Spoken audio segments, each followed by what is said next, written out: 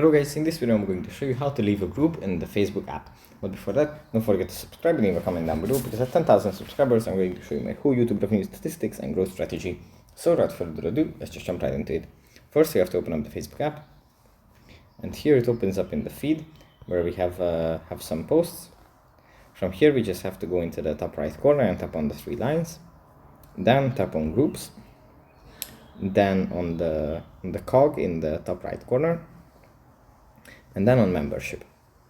Here we have the list of the groups that we are members of, and then next to them on the right side we have a button that says leave.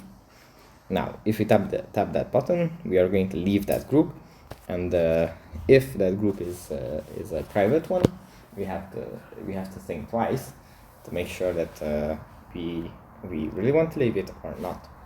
So yeah, that's pretty much it for this video. Hope it was helpful for you guys, and I'll see you in the next one. Bye.